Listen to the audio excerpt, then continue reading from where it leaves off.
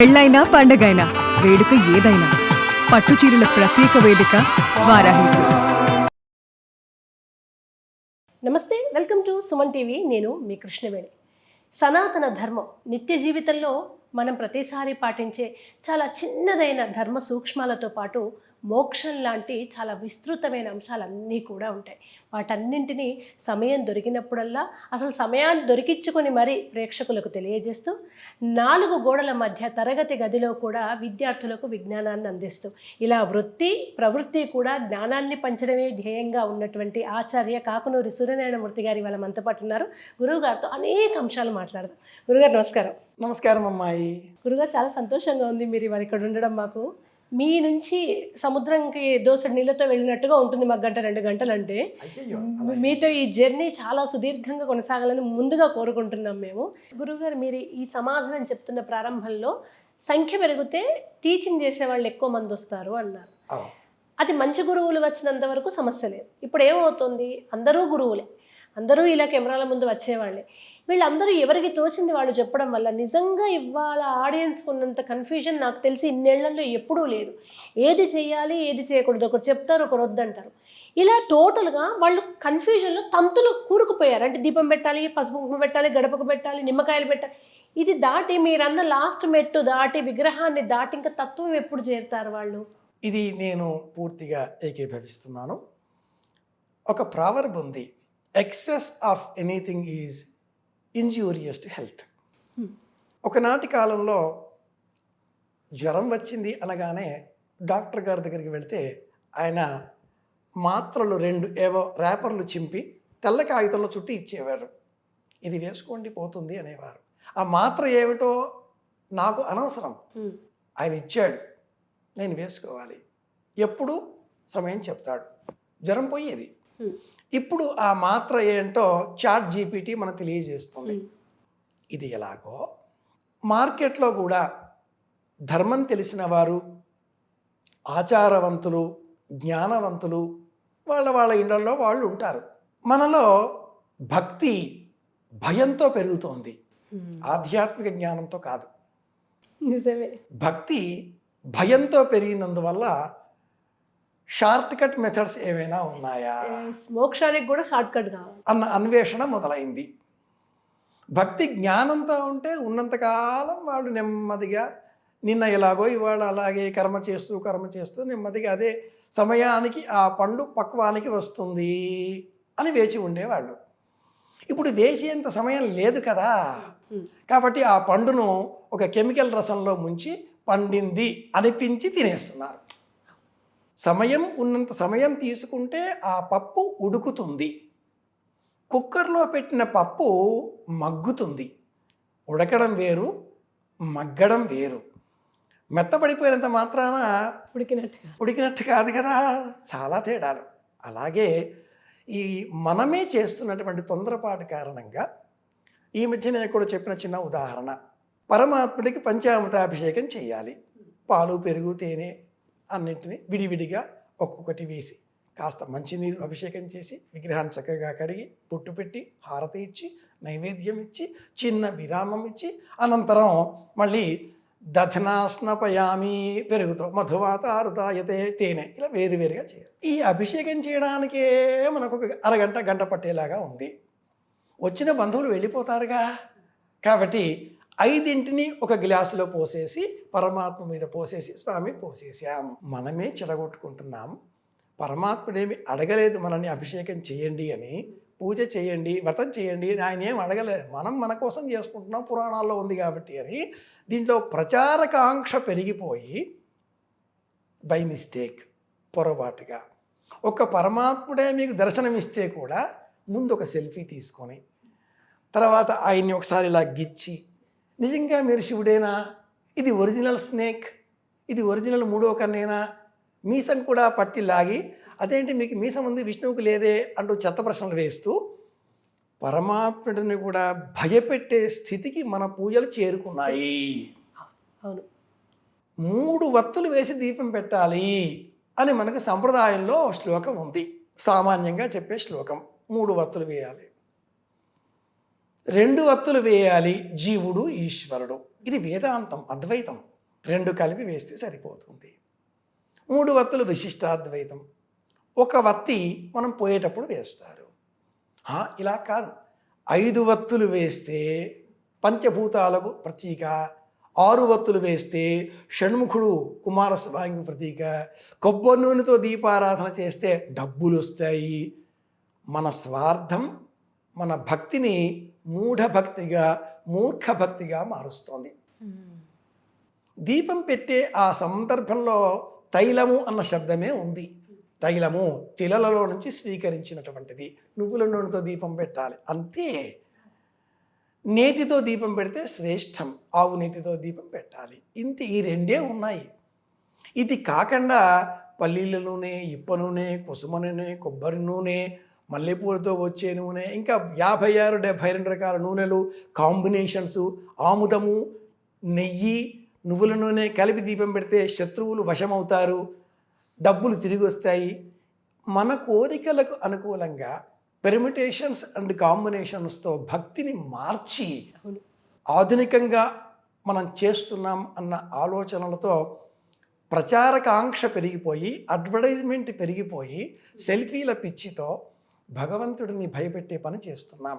ఇలా అంటున్నందుకు మరొక విధంగా అనుకోక తల్లి, ఇప్పుడు ఏ ఆలయంలో కూడా భగవంతుడు, భగవత్ శక్తి, దైవతత్వం అన్న రూపం లేదు.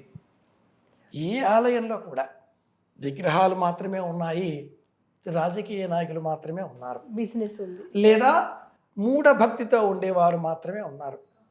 పచ్చచీర మాత్రమే కట్టుకుని దీపాన్ని వెలిగిస్తేనే కనక మహాలక్ష్మి లేదా కనక దుర్గమ్మ బెజవాడ కరుణిస్తుందా? ఎర్రచీర కట్టుకుంటే ఆవిడ నువ్వు వెనక్కి రాపో అని తోసేస్తుందా? మనలో ఉన్నటువంటి మూఢత్వం పెరిగిపోతుంది. దీపం పెట్టడం పైన ఏకాగ్రత కాస్త పోయి దీపం ఎలా పెడుతున్నామా అన్న కాంక్ష పెరగడంతో దీపం పెట్టేశాం, ఫోటో దిగేశాం, వెళ్ళిపోయాం. దీపం కొండకి చేరిన తర్వాత శుభ్రం చేసేది ఎవరు? ఇది జరుగుతుంది. ఈ కారణం చేత దేవాలయాలన్నీ పాత వస్తు సేకరణ కేంద్రాలుగా మారిపోతున్నాయి. ఆలయాల్లో చెట్ల క్రింద పూజ చేసిన పటాలు, వెలిగించిన దీపాలు, విరిగిపోయిన అర్చామూర్తులు. మీరు ఏ ఆలయానికైనా వెళ్ళండి, వందలాది తీర్చి అక్కడ వేసేస్తున్నారు, నమస్కారం చేస్తున్నారు, ఇంటికి పోతున్నారు. హైందవ ధర్మాన్ని అన్నప్పుడు సనాతన ధర్మంలో కొంత భాగం ఇది మనమే పాడు చేస్తున్నాం. మనలో కొంతమంది వారి వారి స్వార్థపరత్వంతో ఇది కూడా ఒక ప్రొఫెషన్, బిజినెస్గా మారిపోయింది. కాబట్టి ప్రవచనకారులదే దోషం ఇదంతా కూడా.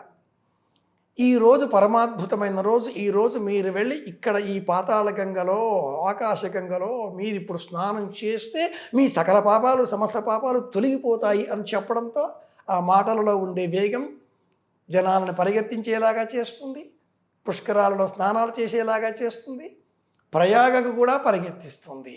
గురువుగారు, చిన్న విచక్షణ ఎందుకు కలగట్లేదు? అంత మందబుద్ధి ఎందుకు? ఇన్ని పాపాలు చేసి వాళ్ళ మునిగా తెల్లవారి మళ్ళీ పాపమే చేస్తా, వెళ్ళేది పాపం పోవాలని కాంక్షతోటి నాకు ఎందుకు పోతుందా, చేపకు పోవట్లేదే అదే నదిలో తిరుగుతుంటే అనే విచక్షణ ఎందుకు మనిషి కోల్పోయాడు? కారణం ఏమిటంటే స్వార్థం. ప్రపంచాన్ని ఈ రోజుల్లో శాసిస్తున్నవి 2. ఒకటి డబ్బు, 2 అవకాశాలు. ఈ అవకాశాలకి ఆబ్లిక్ పెట్టి అవసరాలు అని మార్చుకోవాలి మనం. 2 ఉన్నాయి, డబ్బు, అవసరాలు.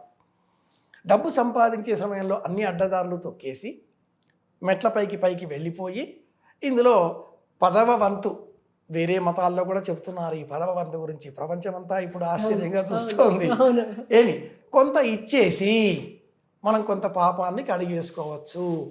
యద్రాద్రియాత్ కృతే పాపం తద్రాద్రియాత్ పరివర్తతే, యదన్నాత్ కృతే పాపం తదన్నాత్ పరివర్తతే అని మన వేదంలో కూడా ఉంది. కాబట్టి ఏ రాత్రి చేసిన పాపం ఆ రాత్రి పోవుగాక అని పొద్దున్నే అరచేతిలో నీళ్లు పోసుకొని సూర్యశ్చ మామన్యుశ్చ అగ్నిశ్చ మామన్యుశ్చ చెప్పేస్తే పోతుంది. ప్రాయశ్చిత్తం అంటే అర్థం ఆ తప్పుని మళ్ళీ చేయకపోవడం. అంతేగాని ఛాన్స్ దొరికింది కదా అని చెప్పి లైన్ కట్టేసేసి తప్పులన్నీ చేసేసి ఒకరిని మర్డర్ చేసినా 10 మందిని మర్డర్ చేసినా వేసేది మరణశిక్షనే కదా అనే షార్ట్కట్ ఆలోచనలు పెరిగిపోయిన స్వార్థపరుడైన మానవుడు స్వార్థపరులైన ప్రవచనకారుల కారణంగానే, స్వార్థపరులైన మీరు చెప్పిన ఈ అత్యాధునిక పండితుల కారణంగానే షార్ట్కట్ మెథడ్స్ ఇవి పాటించేస్తున్నాను అని చేస్తున్నాను. ఈ దోషము ఈ పాపము అజ్ఞానమైన జనాలకు ఎలాగో తెలియదు గురుగారు, అందుకే వాళ్ళు వినే స్థాయిలో ఉన్నారు, జ్ఞానులు చెప్పే స్థాయిలో ఉన్నారు. ఈ పాపం వాళ్ళకే కదా ముట్టే. కాబట్టి అమర్నాథ్లో లింగం మాయమైపోయింది. మనం చేసే తప్పులకు పరమాత్మని నిందించడం ఇంకో పెద్ద తప్పు. పరమాత్మ భావం అదృశ్యం అవుతుంది అంతే. మనం ఇతరులకు మేలు చేశాం, మనలో ఆనందం. మనం ఇతరులకు నష్టం కష్టం కలిగించాం, ఎవరు చూడడం లేదు అనుకుంటున్నాం, మన మనసు చూస్తుంది. We are held responsible. సో మనకు మనమే సమాధానం చెప్పుకోవాలి. పాపం చేశాం, చూసేవాడు లేదు కదా అనుకుంటున్నాం. మహాభారతంలో నన్నయ్య భట్టారకుల వారు శకుంతల దుష్యంతుల వృత్తాంతంలో ఈ సందర్భాన్ని వివరిస్తూ, గాంధర్వ విధిలో వివాహం చేసుకున్న దుష్యంతుడు తిరిగి వెళ్ళిపోయాడు. రాజ్యానికి వచ్చిన శకుంతలను చూసి నీవెవరో నాకు తెలియదు పో అన్నాడు. చూసిన వాళ్ళు ఎవరు లేరు కదా, దేర్ ఇస్ నో ఎవిడెన్స్. మహాభారతంలో ప్రారంభంలో కూడా సరమ అనే కుక్క, దేవతల కుక్క, తన పాపం చూపించి మీ భటులు కొట్టారు అనగానే జనమేజుడు కొట్టారు అనే సాక్ష్యం ఏది? ఆ కుక్క అంటుంది, అయ్యో మర్చిపోయాను, కలియుగం ప్రారంభమైంది కదా, అయ్యయ్యో మీరంతే మీ ఇంటి వాళ్ళంతే, వెళ్ళిపోతుంది. దుష్యంతుడి వద్దకు శకుంతల వచ్చి నేను ఇతడు సర్వదమనుడు, బాలార్క సదృశుడు, నీవెవరో నాకు తెలియదు పో అన్నాడు. అప్పుడు శకుంతల అంటుంది, వేదములను పంచభూతములు ధర్మము సంధ్యయు అంతరాత్మయును యముడు చంద్రసూర్యులు అహంబు అన్ మహాపదార్థములు కనిపెట్టి ఉండగా, అంతరాత్మయును యముడు చంద్రసూర్యులు ఇవి చూస్తూ ఉండగా నరుడు తక్కువను నేర్చుని తన్ను మృచ్చిలన్ అంటుంది.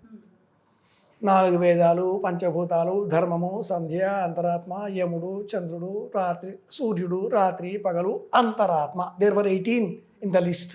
అవి 18 అధ్యాయాలు ప్రతీకలుగా 18 నిరంతరం నేను కనిపెట్టుకు ఉంటాయ్యా. ఏం చెప్తున్నావు నువ్వు? సత్యవాక్యం ఎంత గొప్పది అంటూ శకుంతల దుష్యంతులకి సత్యవాక్యం ప్రమాణం బోధ చేస్తుంది. అశ్వమేధ యాగాల కంటే పుణ్యం చాలా పెద్ద లెక్చర్. మనుషులలో సత్యనిష్ట తొలగిపోయింది. మీరు నిజాలు చెప్పకండి, అనవసరంగా ఉన్నప్పుడు అబద్ధాలు కూడా చెప్పకండి, మౌనంగా ఉండండి.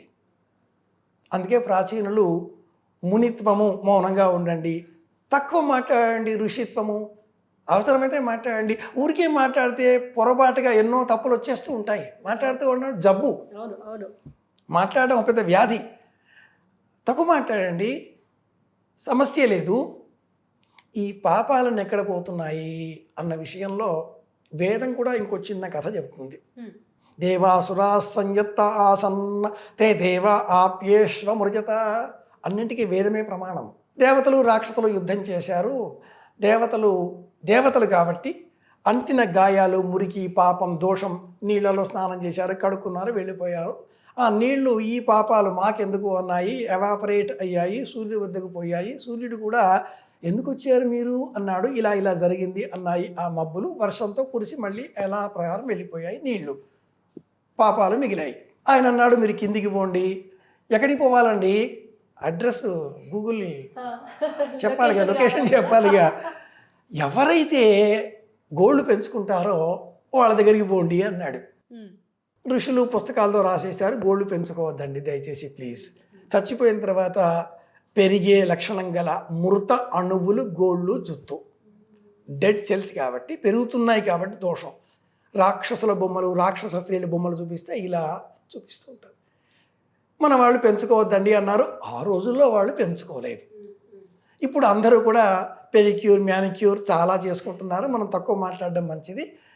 ఆ రోజుల్లో కాబట్టి ఈ పాపాలన్నీ మళ్ళీ పైకి పోయాయి. ఎవరు గోళ్ళు పెంచుకోవట్లేదండి.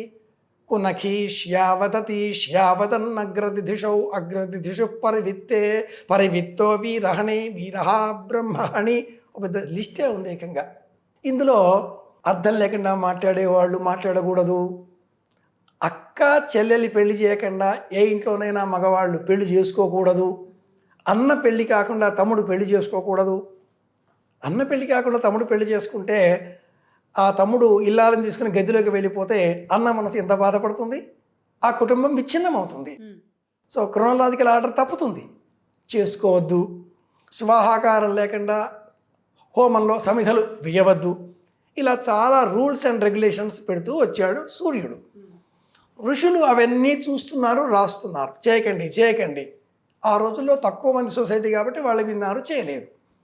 ఈ పాపాలన్నీ అట్ ద ఎండ్ స్టోరీ అయిపోవాలి కాబట్టి ఏం చేయాలండి అన్నాయి. ఆయన అన్నాడు, నేను ఉదయించే అస్తమించే సమయంలో ఆకాశం చుట్టూరా ఎరుపు రంగులో ఉండండి. నేను ఉదయించే అస్తమించే సమయంలో ఎవరైనా సంధ్యావందనాలు చేయకుండా, క్యాస్ట్ అన్న రిజర్వేషన్స్ లేకుండా అందరూ సంధ్యావందనం చేయాలి, ధ్యానం చేయాలి. చేయకుండా ఎవరైతే బాగా కుంభాలు వేస్తూ ఉంటారో, మేస్తూ ఉంటారో, మాట్లాడుతూ ఉంటారో, నవ్వుతూ ఉంటారో, పిచ్చి పనులు చేస్తూ ఉంటారో, గడప మీద కూర్చుంటారో, చెయ్యకూడని పనులన్నీ చేస్తూ ఉంటారో, సాయంత్రం సమయంలో ఎవరైతే దువ్వుకుంటారో సూర్యాస్తం అయిన తర్వాత వాళ్ళని పట్టుకోపోండి అన్నాడు.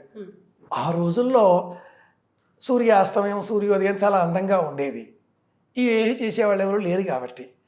ఈ రోజుల్లో వీళ్ళు పెరిగారు, సూర్యోదయం సూర్యాస్తమయాలు ఎలా ఉంటాయో కూడా తెలియకుండా ఆఫీసులో వెనీషియన్ బ్లైండ్స్ వేసుకొని, కృత్రిమ లైట్లు వేసుకొని చీకట్లలో పెరుగుతున్నారు కాబట్టి వీళ్ళకి పగలు రాత్రి తేడా లేకుండా పోయింది.